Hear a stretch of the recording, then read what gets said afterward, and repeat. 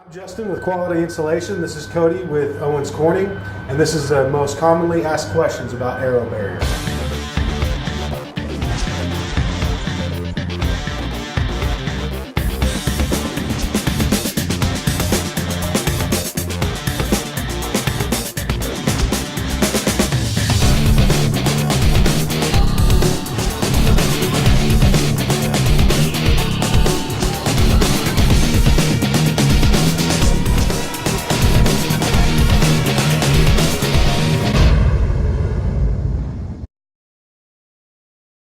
So usually one of the common questions that we get here is, does this replace my regular blower door test? And it doesn't, because your HERS rater is doing a depressurization. So the house has to be under normal living conditions for a HERS rater to do a depressurization. So when they're depressurizing, the dampers have to be shut in a normal living condition. And so that's why the difference between this doing a pressurization and a depressurization. So when they're doing that depressurization, the dampers are all shut. Anything else, the weather stripping and all that is now put in, and it's also taken into consideration your windows and any other type of normal air coming through the house. So you will get a different result, but it won't be a dramatic difference. They can compare it with what they're doing. So whether they're able to diagnose the house even at that stage, a lot easier than having to go around with a caulking gun and try to figure things out. You're able to figure out if we get you down to a 2.2 to give you some flood area in there, and you end up at a 5 with the inspector coming out and doing the rating, you're going to have a big problem. That's a big hole, right? So you can diagnose the dampers and check everything. And one of the biggest questions that I hear is the product safe? Is it a safe product? Because it is an aerosol sealant. Is that the VOCs coming off of that? Is that going to be harmful to anybody?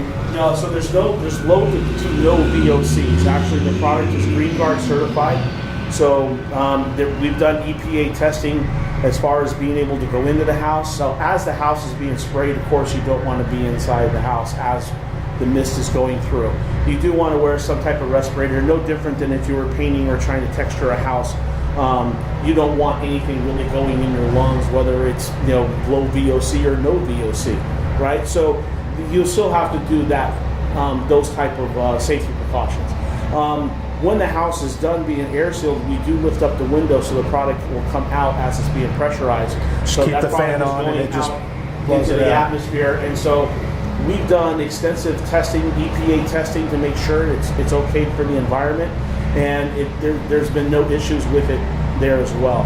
Owens Corning has taken a very strong stance on making sure that our products, our customers, and our installation contractors are safe when they're installing any type of Owens Corning solution. And so when we saw this AeroBarrier technology, that was one of the first things we wanted to make sure that it was going to be safe. There was no risk involved. So the product's very safe. Another big question I always get is, how long does a product last? Is it good for 10 years? How long does this product actually last, and is it flexible enough to last that long?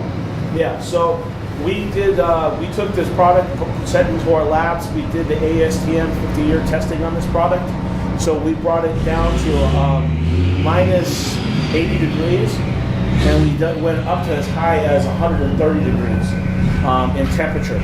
And so as you're doing that longevity testing, you're not doing that quickly. You're doing that over a long period of time to make sure that the product's not going to crack. Because when you look at it, it does look like a regular caulking. And that's one of the issues we have with air sealing, is some caulks like to crack and after it dries.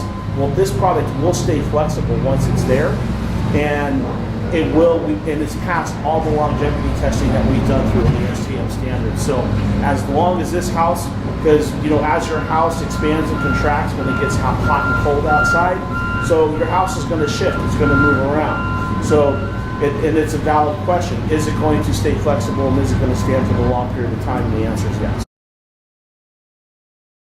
One of the big questions I get also from builders in particular is this going to affect my job schedule?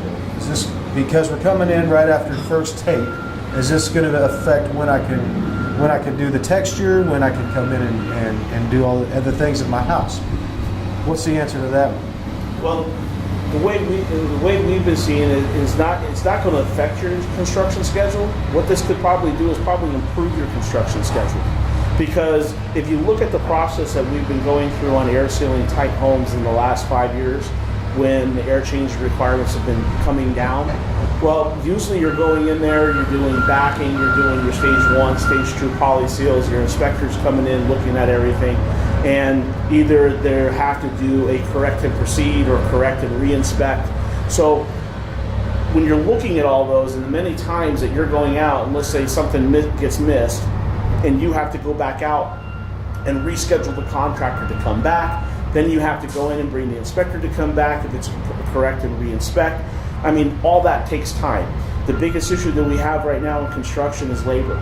So the amount of time it's taking to get contractors to come back and forth is actually slowing down your construction schedule rather than speeding it up. So when you're doing a stage 1 poly seal and that's all you have to do moving forward, you don't have to worry about making sure there's stuff at the top plate. You don't have to worry about making sure that something got correct and proceeded.